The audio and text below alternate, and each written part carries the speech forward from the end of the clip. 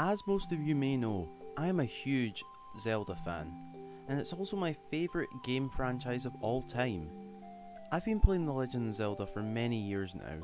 I started playing Zelda around the age of 5 or 6 probably, and with being at that age, there was a lot of moments in the Zelda games that I will remember forever. So before I get into the video, I really want to say thank you so much for helping me reach 200 subscribers. I did say this in the last video, but again, everyone who subscribed to my channel and watches my videos, thank you so much, I really do appreciate it. So with all of that out of the way, let's get into this video.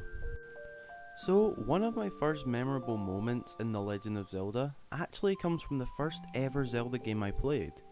And that was The Legend of Zelda Ocarina of Time. And this comes pretty early in the game, this memory. And it's one of those more emotional moments, especially on your first playthrough of the game. And that is the moment when you leave Kokiri Forest. And as you cross that bridge, you stop to talk to Saria just before you leave. And just at that moment, I sort of felt a bit bad for moving on from Kokiri Forest and leaving all the characters I had just recently met, but as soon as I found out it was for the better, as you then go on to go and save Hyrule, which is absolutely epic. But that was one of my earliest moments in Zelda, and it's kind of like taking that big step out into the world and seeing what's really out there. Well, at least you get an ocarina to remember, Saria. Until you replace it for a better one, that is. So, moving on to my next memorable moment in The Legend of Zelda is leaving Outset Island in The Legend of Zelda The Wind Waker. Ah, The Wind Waker. One of the most beautifully designed games in my opinion. And again, this moment is pretty early into the game, and actually quite similar to the Ocarina of Time moment. And it's that moment when you realise that you're about to venture out into the open seas, the Great Sea, and go save your sister. But then it gets a bit emotional.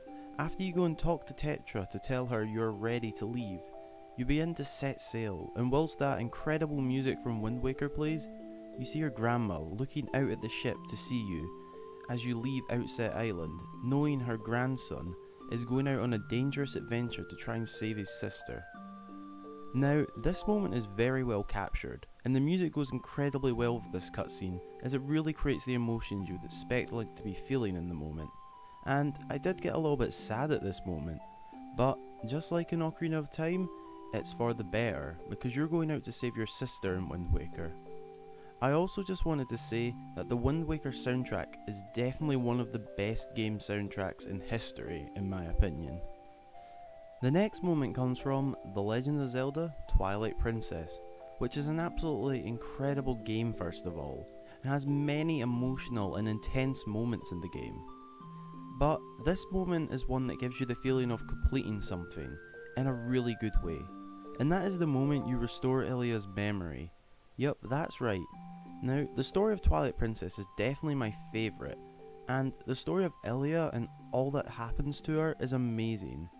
As Link and Ilia were friends back in Ordon Village, and lived normal lives until Ganondorf's evil struck. And then as you progress further into the game, and Ilia loses her memory, it's just a really good story. But it's the moment when you manage to bring her memory back that I really love. As although everyone may not think it, but I feel Link and Ilia have quite a strong friendship in the game. And leading up to Ilia regaining her memory, there is times where she will remember slight things about her memory, and you'll get the feeling of, is it back? And then nope, she can't remember it. I really did like those small little things about this in Twilight Princess, but gaining Ilia's memory back for her is one of my favourite moments in Twilight Princess and The Legend of Zelda. Now for my final memorable moment in The Legend of Zelda, and that is lifting the Master Sword in The Legend of Zelda Ocarina of Time.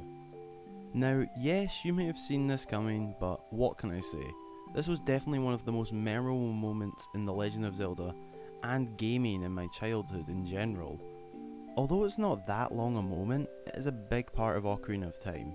And I mean, it's a really big part, as this is where you go into the future by 7 years, and they're in a completely different Hyrule, filled with enemies and destruction and chaos.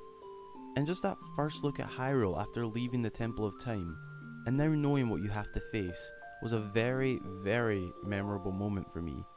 And this moment has been repeated in most Zelda games, and every time it's an amazing feeling pulling out the Master Sword.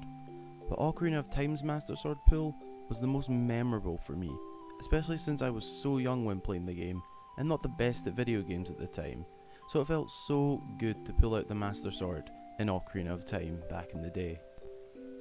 So, what are some of your most memorable moments in The Legend of Zelda? Let me know in the comments, and I really hope you enjoyed this video. If you want to follow me on Twitter or Instagram for updates, or just see what I'm up to, the links to both of them are in the description. I also post a lot of stuff from my collection on Instagram, so go there if you want to see some of that. There's also a link to my Discord server where you can feel free to chat and share videos and a lot more in the description. I hope you all enjoyed the video, and until the next time, I've been Hyrule Gamer.